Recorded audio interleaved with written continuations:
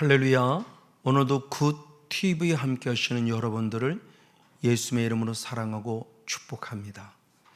하나님께서는 우리를 예수 그리스도를 믿음으로 말미암아 구원에 대해서 말씀하고 있으니 로마서 10장 9절의 말씀에 입으로 주를 시인하고 그리고 마음으로 나를 위해서 죽으셨고 살아나신 예수님을 믿을 때 구원이 있음에 대해서 성경은 분명히 말씀합니다.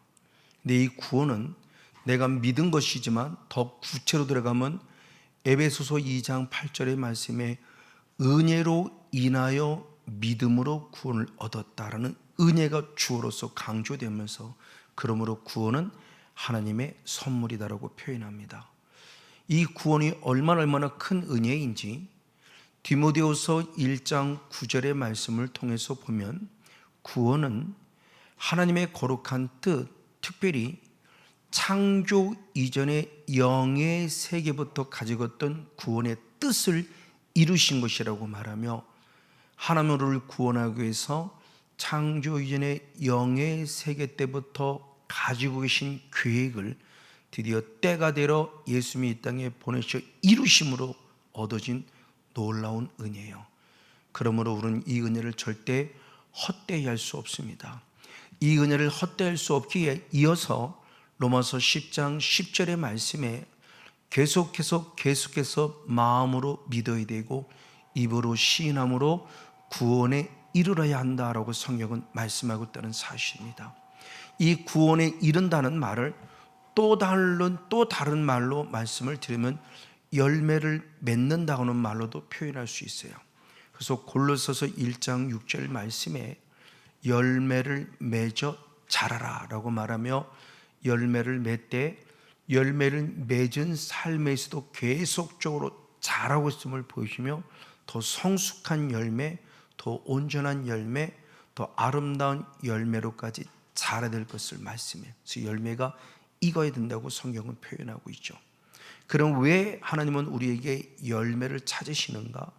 마태복음 7장 20절의 말씀에 열매를 보고 나를 아시기 때문에, 그래서 열매를 통해서 내가 진짜인지 가짜인지, 열매를 통해서 내가 알곡인지 아니면 가라지인지를 하나님 앞에 증명받을 수 있어요. 그래서 내 삶의 열매가 반드시 주님 앞에 보여드림을 통해서 내 삶의 열매로 이왕이면 진짜라고 하는 알곡이라는 존재로 인정받아야 한다는 사실을 강조해주고 있는 것이죠. 자, 그런데 이렇게 하나님께서는 우리에게 반드시 복음의 씨앗을 뿌려주시는데 그 복음의 씨앗이 마음밭에 떨어졌을 때 어떤 밭은 열매를 맺는 밭이 있는가 반면에 열매를 맺지 못하는 밭도 있다는 사실을 성경이 말하고 있다는 사실에서 우리가 조금 더 영적인 긴장력을 가져야 합니다.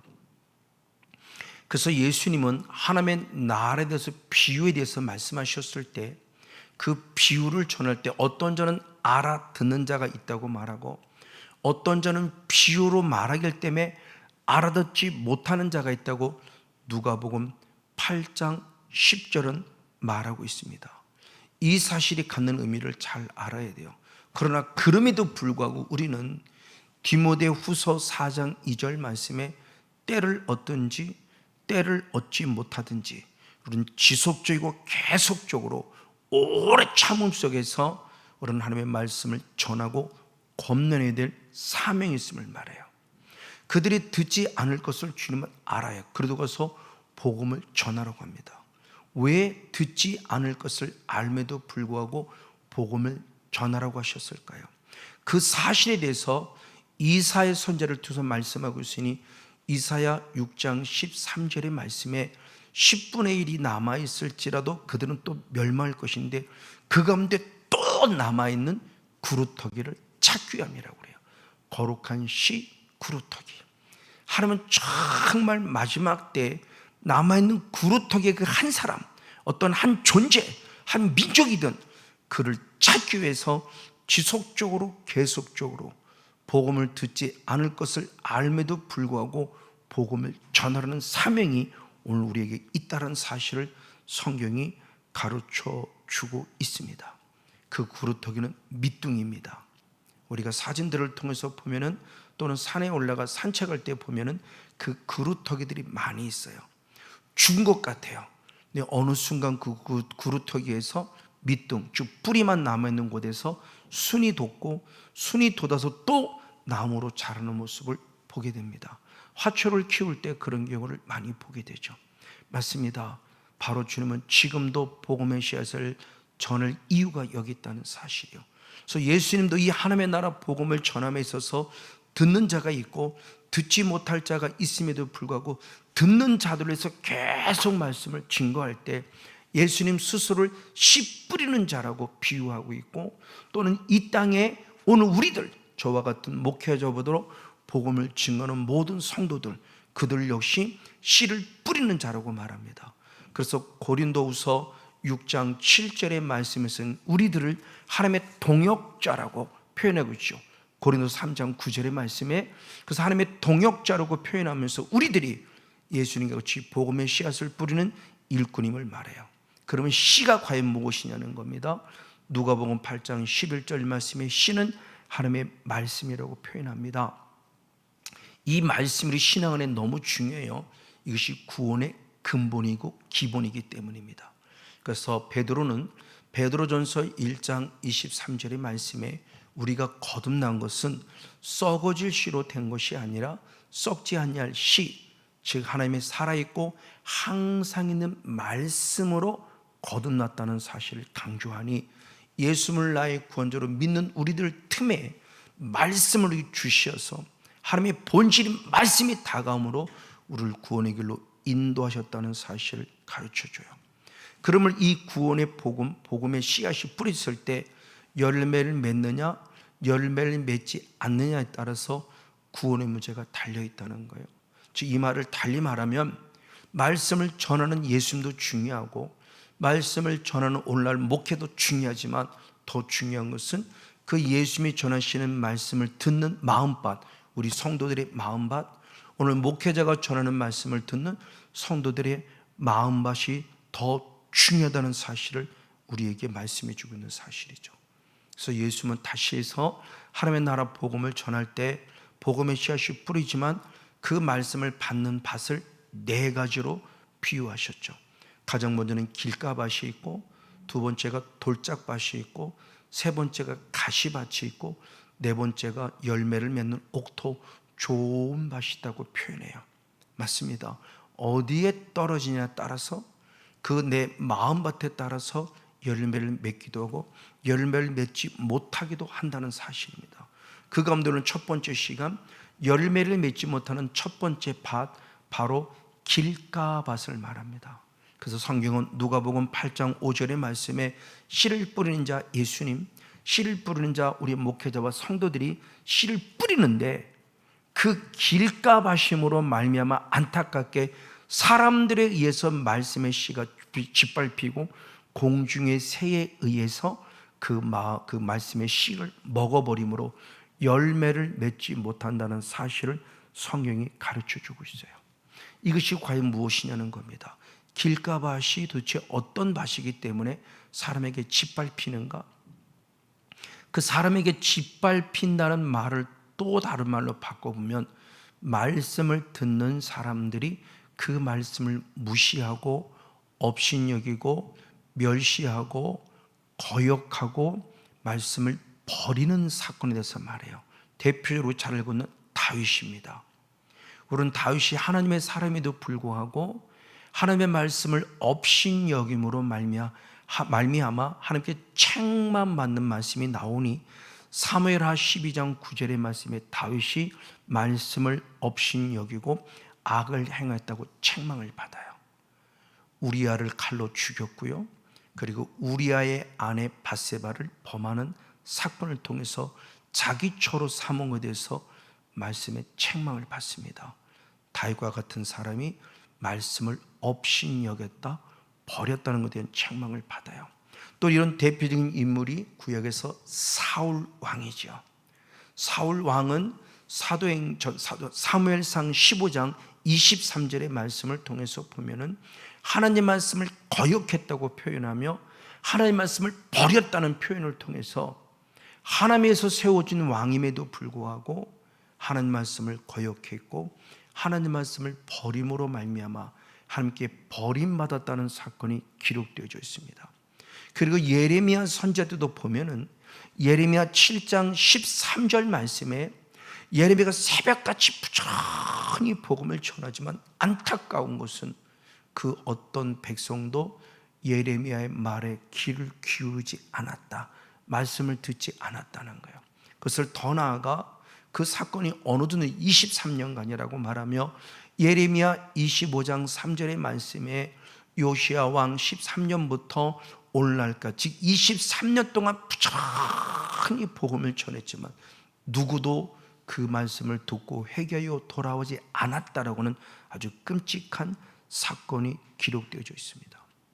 이 모습을 더 우리가 심각하게 보는 말씀은 이사야 선지자 시대의 말씀에 이사야 30장 9절로부터 11절 말씀에 이스라엘 백성들을 패역한 백성이요 하나님 말씀을 듣기 싫어하는 자라고 말하며 마지막 11절 말씀에 충격적인 말을 하니 이스라엘이 거룩하신 자 하나님으로 우리 앞에서 떠나게 하라고 요구할 정도로 분명히 하나님을 예배한다고 예배하면서도 결국은 말씀을 듣지 않았고 결국 하나님이 나로부터 떠나게 하라는 상상할 수 없는 부분으로 바로 이사에게 요구하고 있어요.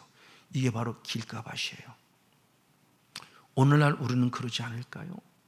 주님을 믿긴 믿는데 아직도 세상의 기복주의적 신앙에 연연해서 복받기를 원하는 말을 듣고 싶어하고 거짓말해도 좋으니 이사에게 거짓말을 요구하는 것처럼 회개하는 설교는 좀 하지 말고 잘되는 설교를 해서는 안 됩니까? 라는 모습으로 요구하듯이 이런 타락한 상황이 이사의 선지자 시대만 아니라 오늘날도 우리에게 요구하고 있으니 이것이 바로 예수의 말씀하신 길가밭이라고 표현해 주고 있습니다. 예수님 때도 마찬가지였습니다. 대표적으로 종교 지도자, 대제사장을 중심으로 한 서기관, 바리새인 등 대제사장 즉 종교 지도자들이 누가복음 19장 47절 말씀에 예수님 말씀을 듣지 않았고 예수를 죽이려고 혈안이 되어 있는 안타까운 모습을 보여주면서 예수님의 말씀을 전했어도 은혜 받는 것이 아니었어요. 영적 안티드는 끝까지 나타나서 예수님 말씀을 거부했고 예수님 말씀을 업신여겼고 예수님을 비아냥거리면서 말씀으로부터 떠난 모습을 보여줘요. 스데반 집사님 때도 마찬가지입니다.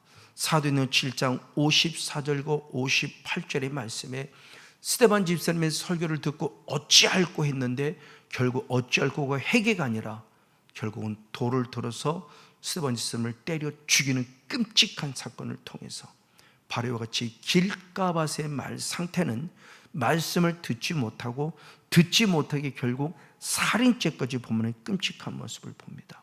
그럼 왜 길가밭이 말씀을 듣지 못하느냐? 이 말을 달리 말하면 강팍했다, 완악했다는 거예요. 그래서 에스겔 선지자는 에스겔에서 3장 7절에 말씀할 때 너희가 이마가 곱고 마음이 강팍함으로 말미암아 내 말을 듣지 않았다라고 표현해 주고 있어요. 하나님 말씀을 전혀 듣지 않은 안타까운 배경이 바로 마음의 강팍함, 즉 길가밭, 단단하게 굳어있는 마음이에요. 이런 마음들이 때문에 말씀에 씨앗이 들어올 수 없어서 결국은 단단한 땅 위에 있다가 사람들이 짓밟혀져 하나님을 나중에는 하나님을 떠나라고 할 정도로까지 강력한 이런 영적 어둠 속에 있는 그 모습이 지금 우리까지 있음을 살펴봅니다. 이런 대표적인 왕이 누구냐? 조금 전에 말씀에 앞에 놨던 사울 왕입니다. 사무엘상 15장의 말씀에 하나님은 사울 왕을 통해서 아말렉 족속을 완전히 멸하라. 그래서 사무엘상 15장 3절을 보면 그의 모든 소유를 남기지 말라. 남녀노소뿐만이 아니라 짐승들까지도 다 죽이라 할 정도로까지 아말렉에 대해서는 철저히 파괴하기를 원했어요. 지금까지 가지고 있는 전통적인 신앙관이 아닙니다. 전통적인 신앙관은 전쟁에 싸워 이기면 좋은 전리품을 갖고 하나님께 예배드리는 거였는데 주님이 이것을 원하지 않았어요. 완전히 없애버리려고 했습니다. 그런데 그럼에도 불구하고 이스라엘 백성들, 아니 사울왕은 좋은 걸 남겼어요. 무엇하려고? 하나님을 예배한다는 미명 아래 주님 말씀을 불순종한 겁니다. 그래서 사무엘상 15장 15절에 보면은 여호와께 제사하려고 양과 소의 가장 좋은 걸 남겼다라고 표현해줘요. 하나님을 예배하려고. 자, 유괴 조건으로 보면 하나님 앞에 합당하고 아름다운 모습 같아요. 그러나 하나님의 입장에서는 아무리 예배를 드리고 아무리 좋은 것 드려도 하나님은 절대 기뻐하지 않았다는 겁니다. 왜요? 이어서 사무엘상 15장 22절의 말씀에 보면 우리가 너무나 잘 알고 있는 순종이 제사보다 낫다는 아주 유명한 말씀을 선포하셨어요. 제사를 드리지만 하나님 말씀에 순종한 예배가 아니라 한다면 그 예배는 영적인 예배가 될 수 없어요. 그래서 요한복음 4장 바로 24절 말씀에 보면 하나님은 영이시니 영과 진리로 예배를 드리라고 그랬어요. 그 영, 그 진리, 말씀이죠. 말씀이 원하는 예배를 드리라는 겁니다. 하나님이 원하는 예배를 드리라는 겁니다. 하나님이 진리이기 때문에 하나님이 원하는 예배를 드리지 내가 원하는 예배를 드려서는 안 돼요. 사사기 시대의 말씀대로 자기 소견에 옳은 대로 한 것이 죄가 됐던 것처럼 내 행위의 소견에 옳은 대로 아무리 예배를 드려도 주님이 받으시는 예배가 안 된다면 우리는 구원의 모습에서 다시 한번 심각하게 생각해 봐야 돼요. 맞습니다. 주님은 지금도 순종을 원하는 예배, 내가 드리고 싶은 예배가 아니라 하나님이 원하시는 예배, 영과 진리, 말씀이 원하는 예배를 요구하고 있다는 사실을 분명히 알게 됩니다. 그래서 사무엘상 15장 23절에 다시 말씀을 네가 나를 거역했다라고 표현하며 하나님의 말씀을 버렸다라고 표현하면서 네가 나를 버렸게 나도 너를 버린다고 말하는 버림받는 안타까운 순간을 보여주게 됩니다. 바로 이와 같이 우리들의 모습에 마음이 강팍하고 완악할 때 말씀을 듣지 못하고 말씀을 듣지 못하니 그 말씀에 순종하지 못하는 내 소견에 옳은들이 행실이 나는 결과를 가지. 이게 바로 길가밭의 특성입니다. 그러면 우리들의 마음속에 강팍하고 완악한 길가밭을 만드는 계기는 뭘까요? 이미 주님께서는 이 영적 원리를 아셨기에 히브리서 3장 13절의 말씀에 오늘이라 일컫는 바로 그 시간, 이걸 다시 말할 때 매일 피차, 매일매일 피차 서로 권면하라. 뭐라고 권면하느냐? 죄의 유혹으로 말미암아 너희가 강팍하게 됨을 면하라고 계속적으로 권면을 해요.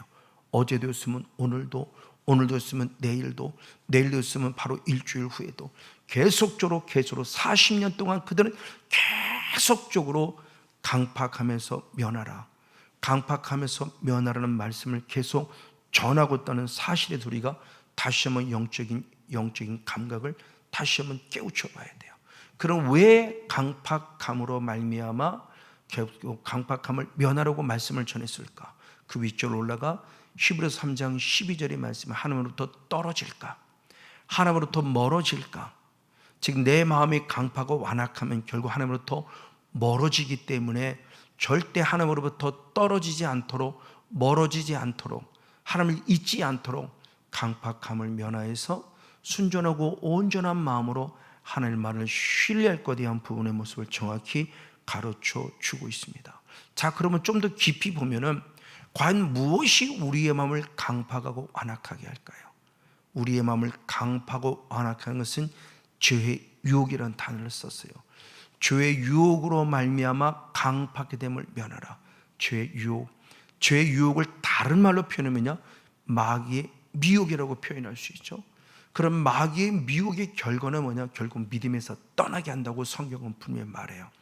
그래서 사도 바울이 사랑하는 믿음의 아들 디모데에게 목회를 권면할 때 디모데전서 4장 1절 말씀에 성령님께서 밝히 알려주시는데 마지막 때가 되면 많은 사람이 믿음에서 떠난다. 왜? 미혹하는 영과 귀신의 가르침을 쫓았기 때문이다. 누가 우리를 미혹하느냐? 미혹하는 영, 귀신의 가르침, 즉 죄의 유혹이 나를 결국 미혹해 함으로 말미암아 마음을 강팍했어요. 죄를 짓기 결과, 죄를 지은 이후에 나타나는 결과가 아니라 죄의 유혹만 봐도 내 마음이 강팍해졌다는 거예요. 나도 알지 못하는 새 내 마음이 상처가 되고 아픔이 되고 강팍하고 완악하게 돼서 남편 말도 아내 말도 부모님 말도 자녀들의 말도, 특별히 목회자의 말, 아니 더 나아가 하나님 말씀 자체를 받아들이지 못해요. 이게 내가 의도하지 않았지만 영의 세계 질서를 보니 어둠형인 내게 이미 바로 죄의 유혹, 내 마음에 상처와 아픔을 주는 유혹을 통해서 강팍하고 완악하게 만들어 말씀 자체를 듣지 못하고 말씀을 깨닫지 못하게 했다라고 말씀하고 있다는 거예요. 즉 말씀을 깨닫지 못하게 하는 것은 결국 누구냐? 악한 자예요. 그래서 마태복음 33장 19절의 말씀에 보면 길가에 있다는 것은 뭐냐? 말씀을 깨닫지 못하는데 왜 말씀을 깨닫지 못하느냐? 악한 자가 와서 들은 말씀을 빼앗았기 때문이라는 아주 중요한 말씀을 해요. 악한 자. 그럼 악한 자는 누굴까? 똑같은 병행 구절인 마가복음 4장 15절의 말씀에 보면 사탄이 와서 말씀을 빼앗았다고 그러고, 누가복음 8장 12절의 말씀을 보면 마귀가 와서 말씀을 빼앗았다고 성경 분명히 말하니 그 악한 자는 결국 누구냐? 이 악한 자는 영의 세계에 들어가 바로 사탄이었고 마귀란 존재가 와서 우리에 있는 것을 빼앗아가는구나. 들은 말씀마저 빼앗아가는구나. 그래서 예수님은 요한복음 10장 10절에 말씀할 때 도적은 도적질하고 죽이고 멸망시키는 존재라는 사실을 통해서 사탄을 정확하게 정의했으니 도적하는 자야, 우리 것을 빼앗는 자입니다. 맞습니다. 이런 모습을 통해서 주님은 바로 가인을 찾아갈 때 창세기 4장 7절의 말씀에 죄의 손이 내게 있으니 너는 그 죄를 다스려. 즉 죄의 유혹을 받아서, 마귀 유혹을 받아서 동생 아벨을 죽이고 싶어하는 마음을 하나님이 아셨어요. 그래서 죄의 소원, 죄의 유혹이 내 마음속에 있구나, 너는 그걸 다스려라. 그들에게 속아서 결국 살인죄를 범하는 자가 되지 말라고 신방에 찾아가서 권면했지만 그 마음이 강팍하고 완악해서 죄의 유혹을 받음으로 말미암아 하나님 말씀을 불순종했고 죄의 유혹, 사탄의 뜻을 따라가 동생 아벨을 죽이는 최초의 살인자가 된 것을 봅니다. 자, 그러면 좀 더 구체로 들어가. 그럼 사탄이라는 존재는 길가벗은 우리들 속에 왜 하나님의 말씀을 자꾸 빼앗아갈까요? 다시 한번 누가복음 8장 12절을 보면 아주 중요한 말씀을 하셨습니다. 말씀을 들었다 어린아이 신앙일지언정 분명히 구원받은 자예요. 근데 그때 누가 등장하냐? 마귀가 등장해요. 그리고 말씀을 빼앗았어요. 왜? 성경은 말합니다. 구원 얻지 못하게 하려고. 그럼 사탄이 우리에게 들어와서 죄를 범하게 하고 말씀을 빼앗는 이유는 단순히 병들게 하는 거 아닙니다. 그 차원을 뛰어넘습니다.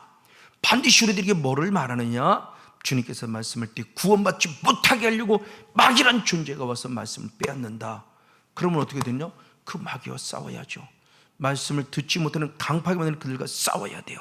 그럼 어떻게 해서 우리는 바로 강팍한 마음을 뒤집어보 부드러운 말씀, 부드러운 자가 될 수 있을까요? 에스겔서 36장 26절의 말씀에 성령이 내게 임하셔서 새 마음을 주면 굳은 마음을 제하고 부드러워진다고 표현해요. 즉 성령이 임할 때 우리가 하나님의 마음을 품을 수 있다는 거예요. 그래서 예수님께서도 마태복음 11장 29절의 말씀에 나는 마음이 온유하고 겸손하니 내게 와서 배우라고 말하며 주님의 온유하고 겸손한 부드러운 마음을 가지려면 성령이 임하셔야 돼요. 그런 성령이 임할 때 그냥 임하는 걸로 끝나지 말고 이왕이라 말한다면 마태복음 12장 28절의 말씀대로 성령을 힘입어 귀신을 쫓아내면 하나님의 나라가 이루어진다고 그래요. 그럼 어떻게 성령을 받죠? 사도행전 2장 38절의 말씀에 회개하라 죄사함 받을 것으로 성령을 선물로 받으리라. 다같이 성령 충만 받아서 디모데후서 4장 7절처럼 믿음의 선한 싸움을 싸워서 믿음을 지켜 이기는 자가 돼서 천국 백성으로 날마다 승리하며 옥토와 같이 30배, 60배, 100배 열매를 맺는 성령 충만한 축복의 주인공 우리 모두가 되어지기를 예수님의 이름으로 간절히 축복하고 축원을 드립니다.